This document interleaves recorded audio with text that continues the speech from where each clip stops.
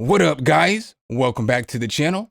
It's your guy, Something. Hit the keys. In today's video, I want to show you guys how to arrange your beats with ease. So I basically want to show you how to take your 4 or 8 bar loops and turn them into full beats that an artist could get on. Make sure if you guys like this content though, you drop a whole elbow on that like button, hit subscribe and that notification bell so every time we bring you guys a new video, you can be the first to see. But let's go ahead and get right into this beat. Some, hit the key. All right, guys, so I have a little loop put together right here. I'm gonna go ahead and play it for you real quick so you can hear what we're working with. It sounds like this.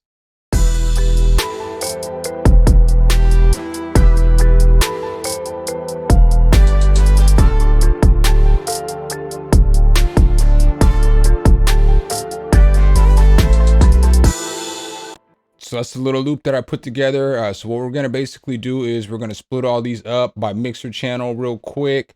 So let's go ahead and split this by channel. So obviously, as many of you guys know, is if you click on the pattern, it'll take everything that's in that channel or that pattern, and it'll split it for you really fast. So let's go ahead and split this by channel. And then what I like to do is a tip that I like to always say to make arranging beats easier is I always arrange all my sounds the same way on my channel rack. So I'm always gonna have my melodic pieces at the top. I'm always gonna have my 808 right underneath the melodic pieces.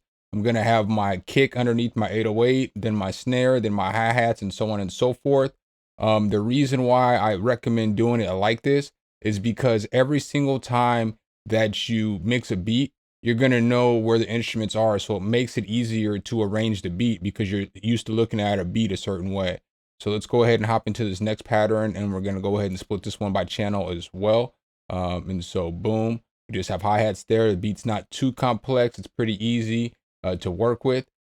So the first thing I like to do is I like to figure out if I'm going to have an intro to the beat, if I'm gonna have the chorus go first, or if I'm going to have the verse go first. On this beat, I'm going to have the chorus go first, and then I'm gonna have the verse come in after the chorus. So one thing that I like to recommend, that if you're going to start with the verse first, I like to have my intro be all my melodic pieces so that when my chorus comes in, it doesn't sound unfamiliar. So all the pieces don't sound unfamiliar together. So I might have my intro be all my melodic pieces, and then it drops into the verse where I pull back pieces, and it's a familiar sound when you go into the chorus. But since we're not going to do the verse first, I'm only going to have some of my sounds come in. So again, this is what the loop sounds like by itself or with everything.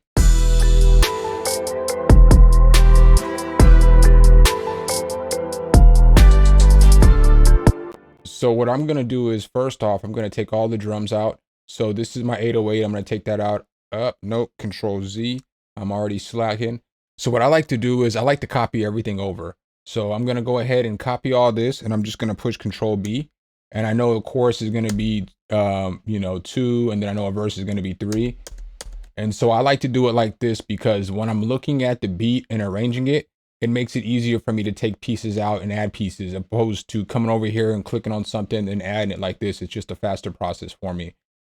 So now what I like to do is I like to highlight the beginning of the beat and then take out all the elements that I'm not going to use. So since this is the 808, this is the kick, this is the snare, this is the hi-hat, and this is an open hat or a crash, I'm going to take all that out because I don't want it during the intro. So now I'm going to listen to this real quick and see how it sounds, and then I'm going to decide what sound I want to take out, even though I already know what sound I'm going to take out.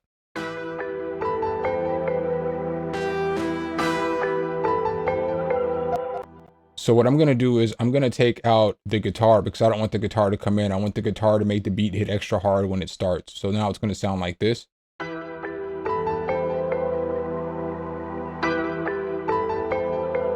So now from here, you have a couple options on your intro. You can either, you can add some automation. So you can add like an EQ, and, you can have the beat come in with that as part of your intro to give it a little more build up so it can sound like this.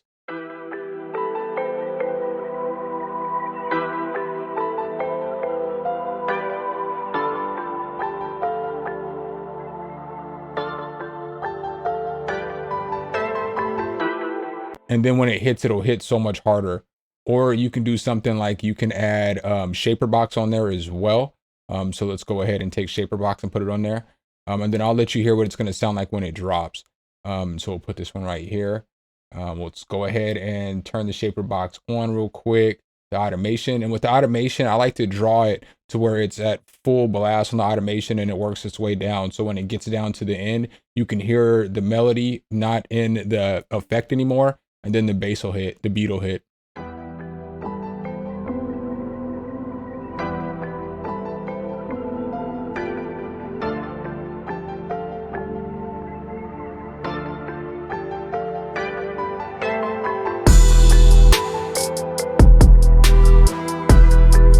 And so you see how it gives it so much more of effect. Another thing that you can do as well that I wanted to show you guys about getting started on this part is you can take your pattern. And so like right here, I took my pattern and we're going to reverse it. So if you reverse it, this is another way that you can just get a little effect to make the beat hit a little bit harder. And so I only want the end part on this. So I'm going to get rid of all this, the rest of this part of the beat, and delete this. And we're going to put this like right here. And so it just plays the tail end. So then you can have like, you can cut all this off, take all this out, and it just gives it a little bit of a different feel for when the beat just drops. So I'll play this again.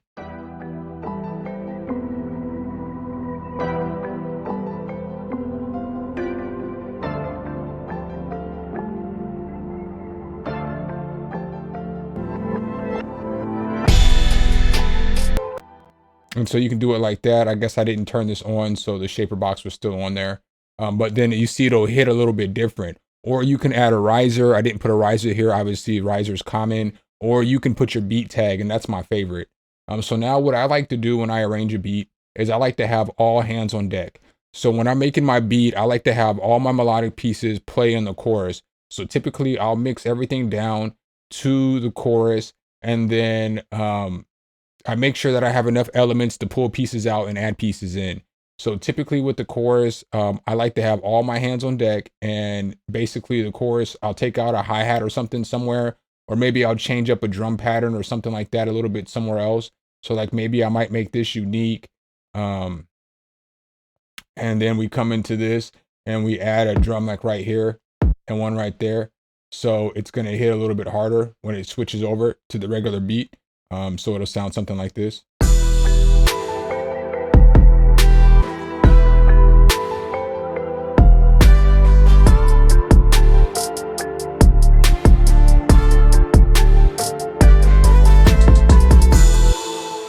So then it just gives it a different feel. It lets you know that you're transitioning to a different part of the beat.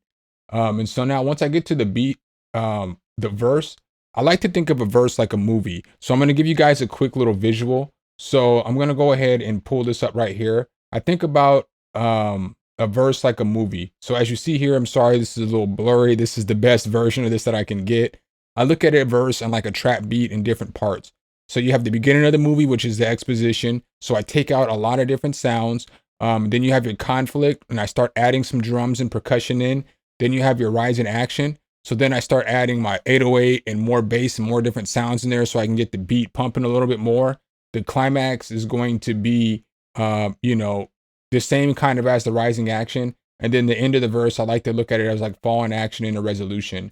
So when you're looking at it in the actual chorus or the actual verse, I look at it like this.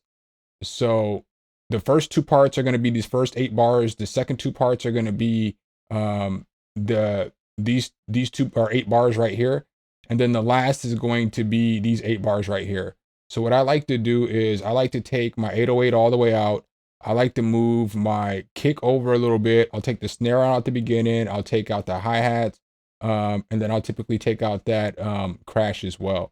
And then we have to decide what instruments that we're going to play. So for this, I'm going to take the guitar out. I'm only going to have the guitar play here in the middle. So I'm probably just going to take everything out except for this part right here. So then I'll have this play at the beginning of the verse.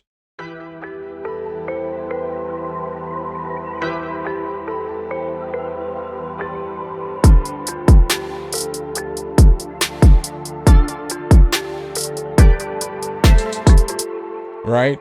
And so then you hear how it's giving it, like it's making you start to want more as the kicks and everything start to come in. So it's building up anticipation for the next part of the beat. So now what I'm going to do is I'm going to take this part out, and then I'm going to take this out right here, and I'm just going to leave this in here right here. And so then it's going to hit a little bit harder when that part comes in.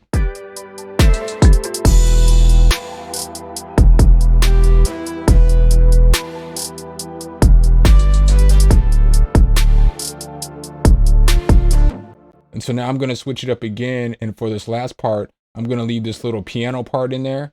And I'm going to leave this part in there. I'm going to take this out. I'm going to take this out again. And then I'm going to start pulling back some more of the drums. So I'm going to pull back the last 4 bars of this 8-bar pattern. I'm going to pull that back. I'm going to take the hi-hats out. At the end, I'm going to pull this clap back or the snare back a little bit. And the reason that I'm doing this is because I'm trying to, like we were saying, this is like a movie. So you have the beginning part where you're building up to your conflict, and then, you know, you're building down to your resolution here. And then this makes the chorus hit so much harder once the chorus actually comes into play.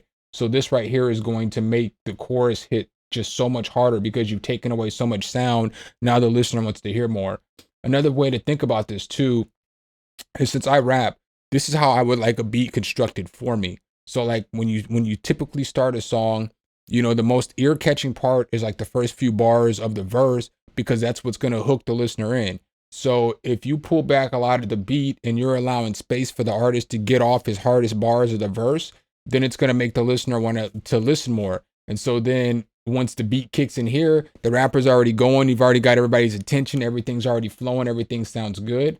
And then the same thing with the verse. You should always want to leave somebody with a lasting impression. So you're giving the artist the opportunity to say something super nice at the end of the verse right before the chorus hits again. So basically, this is how I would structure a verse pretty quickly. You know, most of the time you can switch things up, you can do things different. You know, you can do it however you want to, but you just have to think about when you're putting things together, make sure that, you know, all the sounds that you're using in the chorus, that you're using at different parts of the beat so that it sounds good. And you want to make sure the verse part is like a hill, you know, so you want to make sure you have your ups and downs, ups and downs, ups and downs. You have things to switch so that the listener will stay engaged and the listener will stay interested in your beat. So I'm going to go ahead and I'm going to loop this. I'm not going to mix it down anymore. But I'm going to go ahead and loop this so that you guys can hear what it sounds like. And I'm going to let you guys listen to the final beat as the video plays out.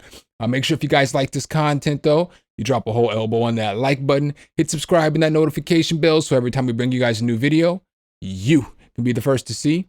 Appreciate you guys' time as always. And I'll catch you in the next one. Peace.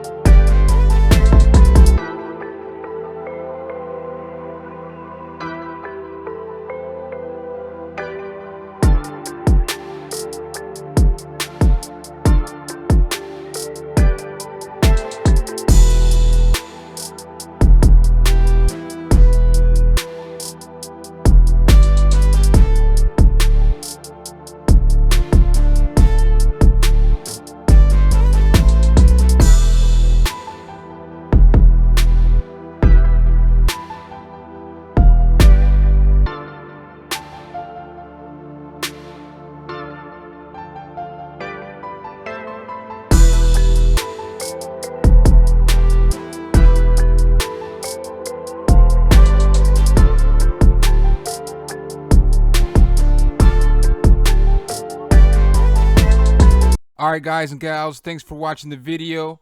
Make sure you hit the subscribe and like button. Make sure you hit that notification bell so every time a new video comes out, you can be the first to know. Let me know what tutorials you want to see next in the comments, and see you next time.